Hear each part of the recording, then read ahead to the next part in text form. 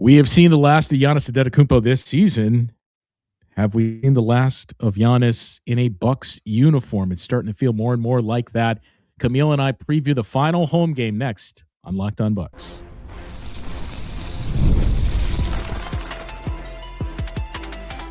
You are Locked On Bucks, your daily Milwaukee Bucks podcast, part of the Locked On Podcast Network, your team every day.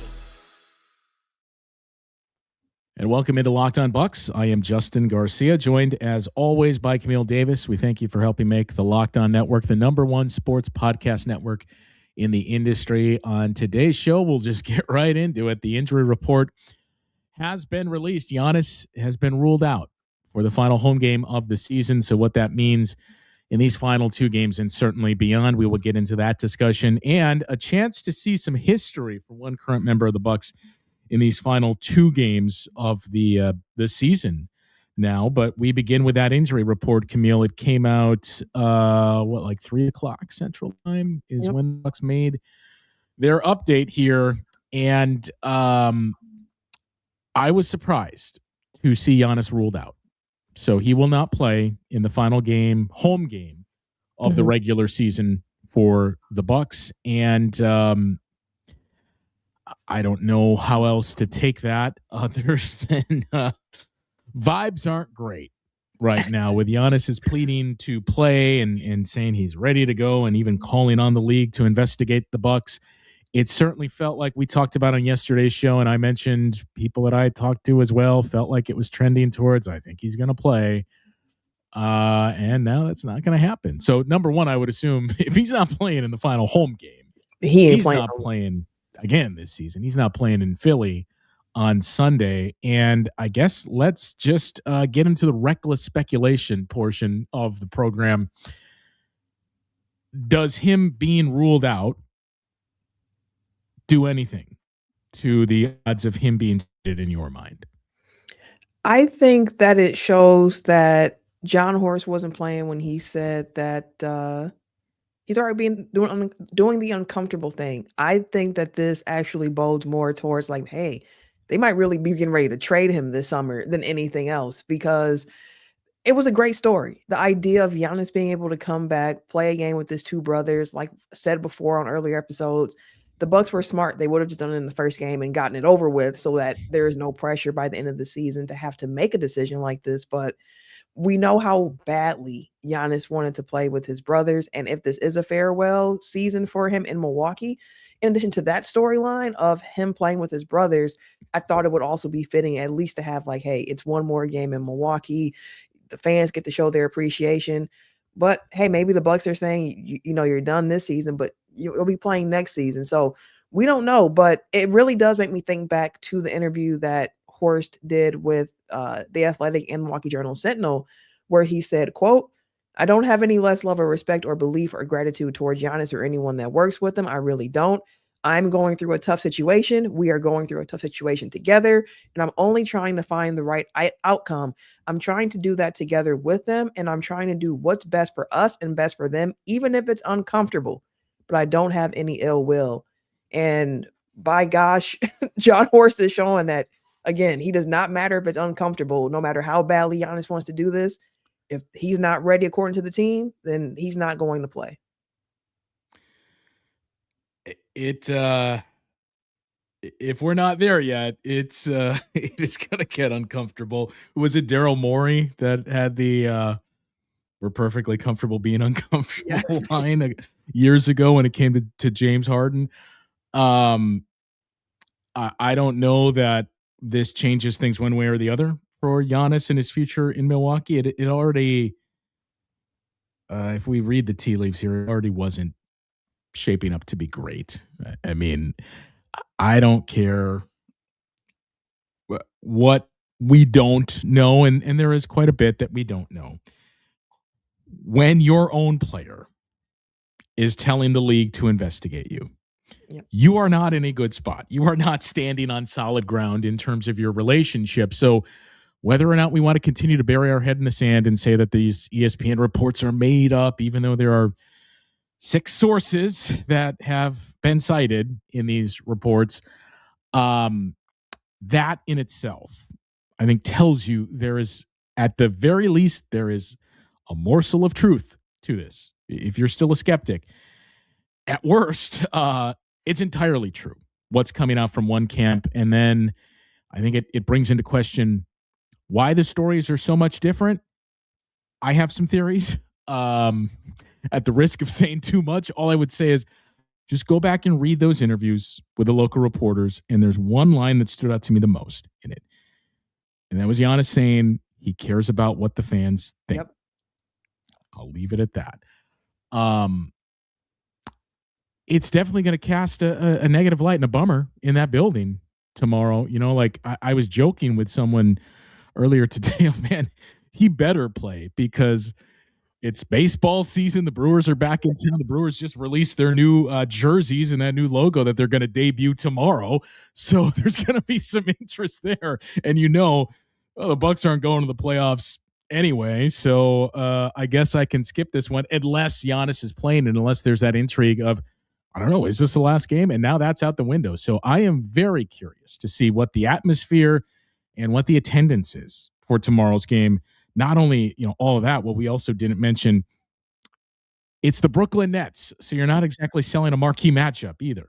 You're not, and that's exactly why it makes sense that the Bucks have such a good deal to get into the building with a $20 ticket, giving you $10 in concessions, in addition to that ticket. So yeah, they're trying to get people in the building. Like I said on yesterday's show, which was like, even if he doesn't play, the fan appreciation game is always kind of fun to go to anyways, because the players do spend time after the game, throwing material, like throwing things into the crowd, signing autographs, just kind of taking their time and showing that appreciation. And normally you see some performances in the game that are unexpected, but can be really, really fun to kind of get behind while you're in the building. So it's a game that hopefully the Bucks can win. I know there's Bucks fans who are like, no, hopefully they lose. We trying to get to the ninth, best chance in the lottery odds here. But for me, again, like, just who cares at this point? Yeah, like it's two really games left. matter. Like, whatever at this point. Giannis isn't playing, so let's see what they can do with who they actually do put out there. I do want to ask you about those performances, and also I'm curious about stuff beyond the game tomorrow in that atmosphere. So we'll get into those conversations coming up after this here on Locked On Bucks. This episode of Locked On Bucks is brought to you by BetterHelp. Financial stress is something a lot of people are carrying right now, and it's not just about numbers. It can affect your sleep, your relationships, and your overall mental health in ways that build up over time.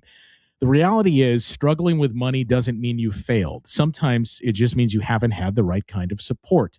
It's something we've all thought about, how easy it is to put pressure on yourself financially without talking about it. The stress that comes with trying to figure it out on your own, those expectations you feel have everything together, needing that feeling, and how pressure can spill into other areas of your life. Therapy isn't about financial advice. It's about working through the stress, the anxiety, and the emotions that come with it. With over 30,000 licensed therapists and more than 6 million people served, BetterHelp makes it easier to get matched and start focusing on what you need. When life feels overwhelming, therapy can help. Sign up and get 10% off at BetterHelp.com/LockedOnNBA. That's BetterHelp, HELP.com/LockedOnNBA. The NBA playoffs are just about here. Every possession matters. Every matchup gets magnified, and every game can swing a series. Right now, FanDuel is giving new customers a great way to get in on the action. You can bet just $5 and get $250 in bonus bets if your first bet wins. FanDuel's app makes it easy to follow the action with player stats, trends, and matchups all in one place. And during the playoffs, the extra insight really matters when you're looking at stars, role players, and key moments. It just makes the entire playoff experience more engaging from start to finish. Head to FanDuel.com to get started today. FanDuel, play your game. And if you follow the link in the show notes of today's episode, you can sign up for the Everydayer Club. With that, you get ad-free episodes of Locked On Bucks access, members-only access to our Discord server, as well, which with it brings some added perks for those everydayers on there. So again, you can find the link to sign up for that in the show notes of today's episode. I would presume Giannis is going to be there tomorrow. Yeah. I would presume he's going to be on the bench tomorrow. And, we mentioned it's a chance for fans to interact with players on the team. Speaking of uncomfortable, I wonder what the interaction is like there. Not that Giannis is going to hear it from fans or anything, but the questions are going to be like, Giannis, are you really going to leave? Giannis, please stay. And he's going to have to put on the brave face around that. He is. And the reality of it is it might not be Giannis's decision whether he stays or goes this offseason. Giannis could very much say, I want to stay in Milwaukee, but ownership can have weighed some of the offers that they got at the trade deadline. Think about what they can get now. Look at what the future might bring, how this season has gone, and say, you know what? We'd rather just cut bait at this point and start the rebuild. And if it's not his decision, I think that, again, brings tomorrow's game, today, if you're listening to it on the day of the game, a different perspective of I hope he's in the building and I hope he does get love regardless of what happens next. I know this year has been messy. This year has been irritating at times, but I just hope that it doesn't sour what this whole era has been in Milwaukee with Giannis so far. We'll have a lot of time to talk about what it all has been if it comes to a close this summer. But I always say and have said while watching this team, even before the Middleton trade, of just, hey, when you're watching your favorite players play basketball, your team's really good, enjoy it. Enjoy it, because you don't know how long it's going to last. And when it's over, and you'll end up looking like last scene in The Office, where it's I wish I knew I was still in the good old days, but they've already passed. So who knows what this is going to be? But it's disappointing that we got here. And ultimately, this summer's decision might not even come down to what Giannis wants. Yeah, that is certainly a possibility. I still feel pretty strongly, if he makes it known, you put it in front of me, I'll sign it, they will not trade him, because they understand for his, and again, we're not laying blame at Giannis. Both parties have done their fair share to deserve blame in this. But they understand, the relevancy that Giannis brings with him for your franchise. And I think we've seen a lot of fans talk about this aspect of it as well, of I know the league is different. Free agency isn't a thing like it used to be in the 90s and 2000s. And that was the biggest hang up that the Bucks had was, all right, well, even if you draft someone good, they're going to leave in free agency. You're not going to be able to sign anyone in free agency. That's not the league anymore. But, finding that supernova that makes you relevant, and that not only makes you relevant by way of him being there, makes you relevant to other players in the league. That how many times did we see guys that wanted to come to Milwaukee on veteran minimum deals and buyout market? And granted, that's, it's not like star hunting and chasing those types, but guys who wanted to be here during the prime of this Bucks era because they wanted to play alongside Giannis and the other talented players that were here. But it started with Giannis, and you won't have that in the bag anymore. So there's a lot of things that you look at and say, I remember what it was like at the Bradley Center. I remember those eras. Yeah, we can sell the get back to maybe we dust off, own the future and start selling that again. But man, it took a while for us to really come around on that. And how many times did we have to try to talk ourselves into, superstars? No, but we think Andrew Bogut and Jamal McGlure, to have those two bigs, that's going to turn things around. Desmond Mason and Michael Redd, that's the star power we need. Yeah. Corey Maggette, Richard Jefferson, right? Yeah, maybe not so much. And I think that's the ultimate fear, not only that he is, in terms of what he did and accomplished in a Bucks uniform, he's the greatest player in Bucks franchise history. But how much of an advantage it was to have Giannis. It's basically like starting on first or second base. Yeah, and to have him after, as you mentioned, some of the pairings folks try to talk themselves into a long time, and there's no disrespect to those players, but it's just like when the Bucks traded for Monte Ellis. Like I remember my phone was blowing up. People were like, "Oh my gosh, yo, we about to have Monte, we about to have Brandon Jennings in this backcourt and this and that." And I just have one friend who was like, "They don't play defense and they're little. What are you talking about?" So everyone's like, "No, forget that, man. Forget that. It's gonna work. It's gonna work." And for years of that. And then I think too, the Giannis story is just special in itself because of him being drafted and being so young and no one knowing what to really expect, and just how endearing he was to the city, and getting to watch him grow up and then watching him kind of develop his game. And you think of like the milestone moments and all of the things that's happened since he's been here, including the championship. And it's just like, it's been special to watch. Like the relationship between Giannis and Milwaukee is a special one. And to the point where when he's out and about, he's not bothered. He's just, it's like, just what's up, Giannis? And he appreciates that. And that's one of the reasons why he also loves Milwaukee. So to be here now where he's been begging and pleading pretty much of like, just let me play. I want to play with my brothers. And to see that injury report again come out, it hits different. It hits different. And I forgot that in that interview, Horst also was saying like, you can still care about someone and not do what they want. And here we are in that situation. I think every parent would say exactly. Absolutely. Like it's like that sometimes. Yeah. I mean, a couple of things. And again, if this is in fact it's going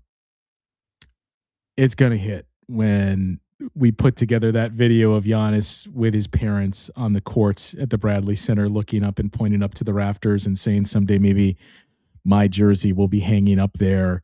And that's what's played on the scoreboard at Fiserv Forum as we retire Giannis's number, and it just fades up to the rafters at Fiserv Forum. I will be crying when it happens.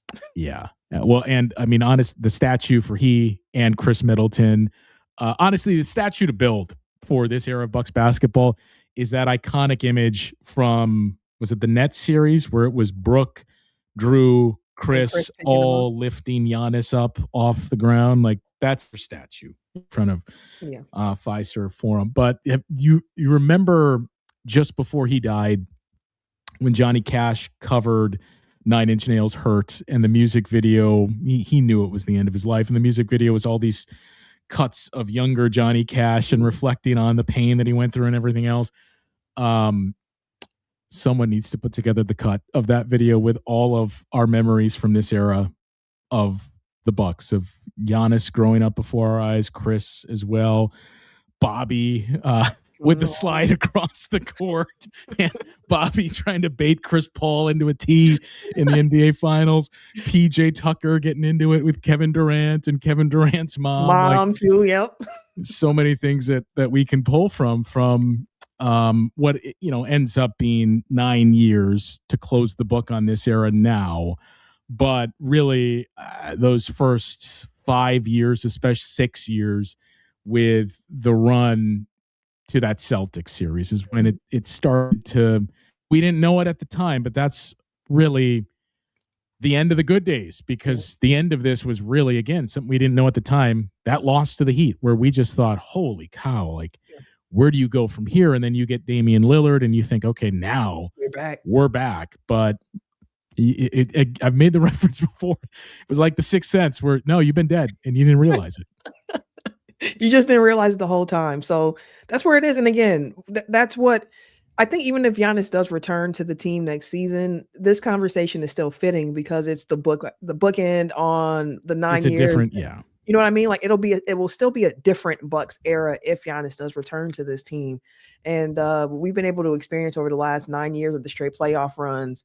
It's been fun. It's been fun. So like this postseason, getting ready for this, of like, there is no more Bucks basketball after Sunday evening at this point. It's kind of months. Like it's a weird feeling to think about that. Which again, it still makes me want to make sure I'm in the building Friday, because once this season is up, even though it's been frustrating, it's going to be like, dang, I don't get to watch my favorite team play basketball until October again. You know, it's a shame that Brooke just had his child recently, that Drew's kids are still pretty young, same for Chris, that they're not at the brawny age where it can just be, here's how we'll reinvent the Bucks, Giannis and the siblings of all those guys that he played with. And to your point too, I don't want to over dramatize it. This doesn't mean it's over. Right. It's just a very uneasy feeling now, given everything that has transpired this year and this week especially, and now to see that he will not play in the final home game. And I would take that a step further and say he's not going to play again this season, in what that could potentially mean for this team. So we will take your thoughts on this. I'm sure it is pretty split. It is a bit surprising to me in that a lot of the commentary we have seen from our everydayers here has been on the side, and I don't think they're trying to side with the organization per se, but on the side of time to move on and with the organization in that sense. So I'm curious if it changes at all here, and people's take on this, if this is in fact it for Giannis and his time in Milwaukee. I mentioned at the top of the show there is potential to see some history. So that's one of the appeals for Fan Appreciation Night tomorrow. We'll explain what that is coming up next on Locked On Bucks. Playoff push is heating up. Tournament hoops just wrapped up. There's no better way to get in on the high-flying action than Prize Picks, America's #1 sports pick app. Every bucket, every assist, every big moment means more when you're building lineups on Prize Picks. They make it simple to play. It's daily fantasy built around player projections.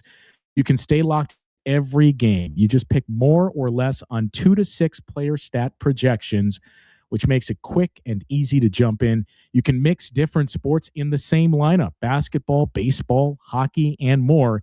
And features like early payouts let you lock in a win early if your player gets off to a strong start. It's a fun way to stay engaged, especially during the most important stretch of the season. Download the Prize Picks app today and use the code LOCKEDONNBA to get $50 in lineups after you play your first $5 lineup. That's code LOCKEDONNBA to get $50 in lineups after you play your first $5 lineup on Prize Picks. So the history that I was alluding to, Camille, so this one kind of snuck up on me. This season, AJ Green has made 216 three-pointers. The franchise record is 229. So if AJ Green goes on a heater in these next 2 games and makes 14 threes over those 2 games, he will have the most makes in a Bucks season, which I think, even myself, you wouldn't have thought that this was the year. I know his role and his playing time increased, but there were pockets of the season where he struggled. So in that regard, it snuck up on me. I don't expect him to get 14 over these 2 games and take on the #1 spot, but it's currently the 4th most in a single season in Bucks history.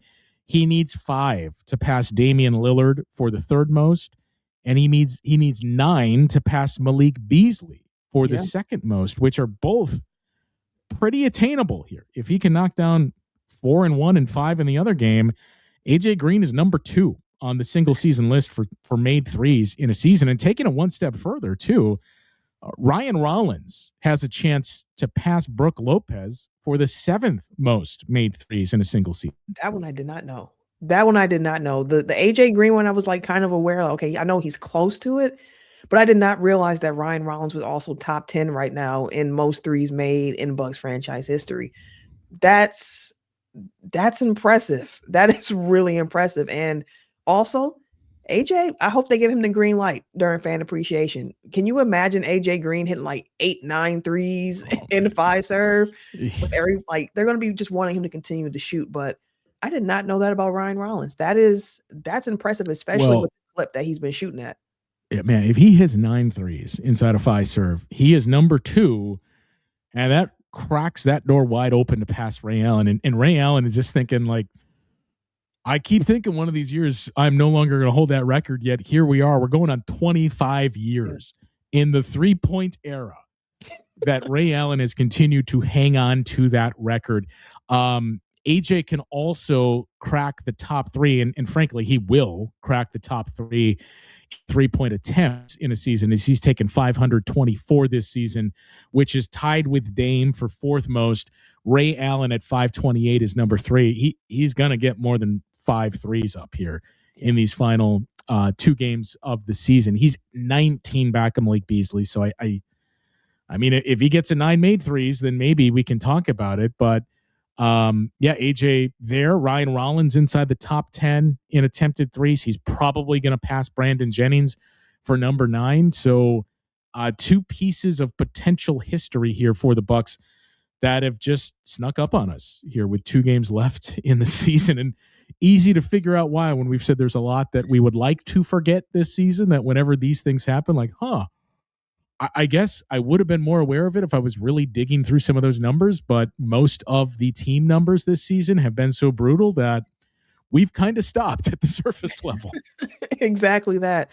But I mean, it goes to show again that this season, although it hasn't been the one that was expected or hoped for, there have been things to happen throughout this season that show like there's something to it. Like I've heard people complaining about like AJ Green's contract, and I was like, the way people talk about his contract, you would think like it's a $40 million deal. Real 20 million, 25 million. Like he's making less than the mid-level at this point. So like, I know the season hasn't been perfect for him and he's had a lot of downs and there's some things he needs to add to his game, but there is still value in an AJ Green, and he is stamping himself in the Bucks record books at this point. And that's even with him having a shooting slump at certain points throughout the season after coming back from that shoulder injury.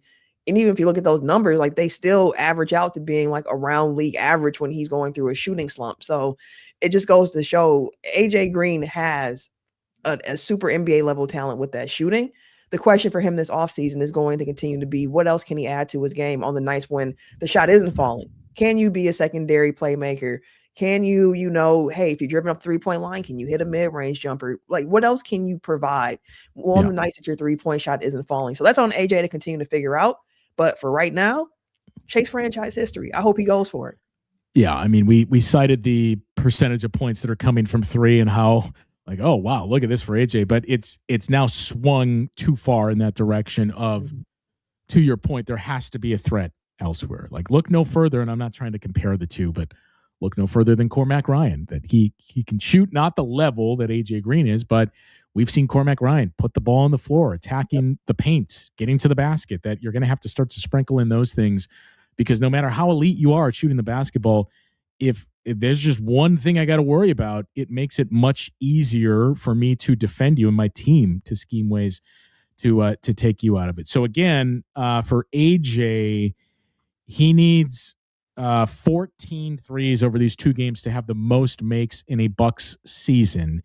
He needs just 5 to pass Dame for the 3rd most, and he needs 9 to pass Malik Beasley for the 2nd most. So where do you think AJ Green will finish as of Sunday in the Bucks record books? Leave your thoughts in the comments, and we'll see where it ends up being come Sunday afternoon, Sunday evening, and Monday morning when we officially put an end to the season next week. Crazy. Camille. Crazy. All right, 2 games left. Again, Fan Appreciation Night tonight, tomorrow, whenever it is that you're listening to this, Friday night against the Brooklyn Nets.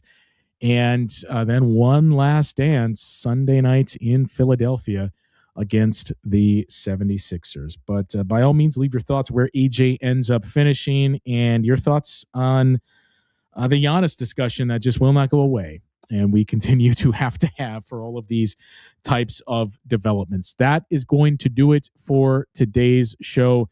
Thanks again, as always, to everyone for tuning in to the show, for liking and subscribing. It helps us immensely. And if you click that subscribe button and follow along, you get notified whenever it is we go live here, which as we get to the off season and things start to happen, that starts to pop up with more and more regularity. Again, you can find the link to sign up for the Everydayer Club in the show notes of this episode. You get ad-free episodes of the show and access to the Discord as well. Now, for those of you on video, we send you to the first ever 24/7 national NBA YouTube channel on audio. Make sure you make it your second listen. NBA Game Night on Locked On NBA. That'll do it for today. For Camille, I'm Justin. We'll talk with you once again tomorrow on Locked On Bucks.